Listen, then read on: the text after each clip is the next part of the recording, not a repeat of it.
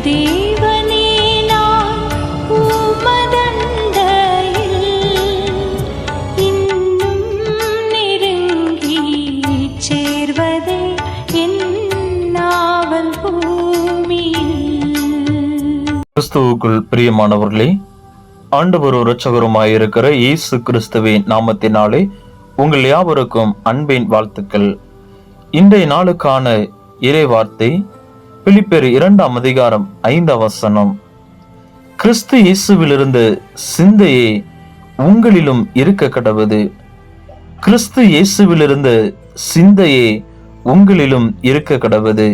பிலிப்பியர் 2ஆம் அதிகாரம் 5ஆம் வசனம். கிறிஸ்துவுக்குள் பிரியமானவர்களே, ஆண்டவர் இந்த காலவேளையில் நம்மோடு பேசுகிற வார்த்தை கிறிஸ்து இயேசுவிலிருந்த சிந்தை உங்களிலும் இருக்க கடவுது.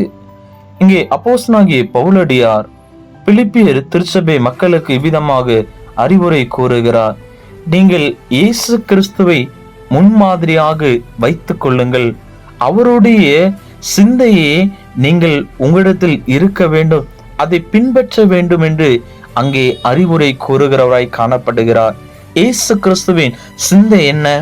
அடுத்த வசனம் சொல்லுகிறது, அவர் தேவனுக்கு ரூபமாயிருந்து தேவனுக்கு சமமாய் இருப்பதை கொள்ளையாடின பொருளாக எண்ணாமல் தம்மை தாமே அவர் தாழ்த்தினவராய் காணப்பட்டார், பணிவு கொண்டவராய் காணப்பட்டார்.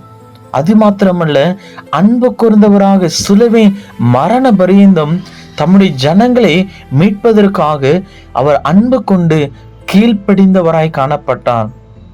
அப்படிப்பட்ட அந்த பண்பு உள்ளவர்களாக நாமும் அவருடைய பிள்ளைகள் மாற வேண்டும் என்று அறிவுரை கூறுகிறவராய் காணப்பட்டார்.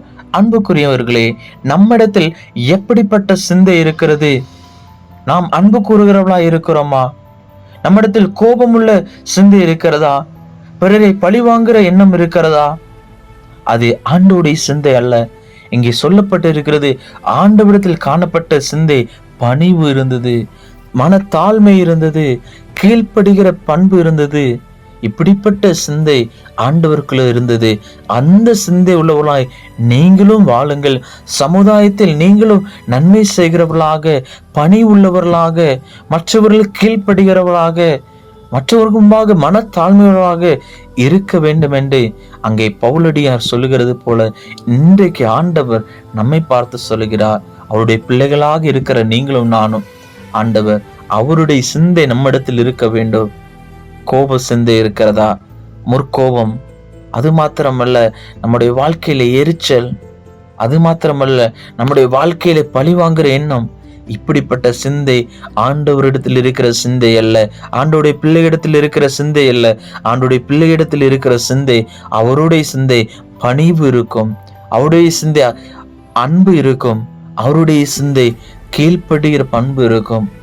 இப்படிப்பட்ட பண்புள்ளவர்களாய் நீங்களும் நானும் வாழும்போது கர்த்தர் நிச்சயமாகவே மற்றவர்களுக்கு முன்பாக நம்மை ஒரு வித்தியாசமான பாதையிலே வழி நடத்துகிறவராய் காணப்படுவார். அன்புக்குரியவர்களே, இன்னைக்கு நாம் நம்மை தியானித்து பார்ப்போம்.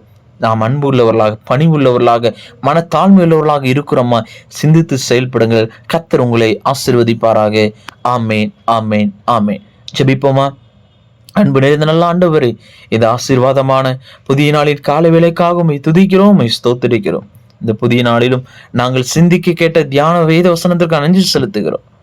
இயேசு கிறிஸ்துவில் இருந்த சிந்தை உங்களிலும் இருக்க கடவுள் என்று சொன்னது போல உம்முடைய பிள்ளைகளாக நாங்கள் இருக்கிறோம். உம்முடைய பிள்ளைகளுக்கு உம்முடைய சிந்தையை தாரும்.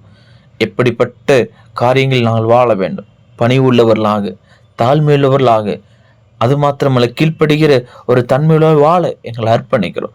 இந்த நாள் ஆசீர்வாத நாளாக, நன்மை நாளாக, கிருபை நாளாக ஒவ்வொருவருக்கும் மாற்றி கொடுக்க வேண்டும் என்று மீட்பர் இரட்சகருமாய் இருக்கிற இயேசு கிறிஸ்துவின் மூலம் ஜெபிக்கிறோம். ஜீவனுள்ள நல்ல பிதாவே, ஆமேன், ஆமேன், ஆமேன்.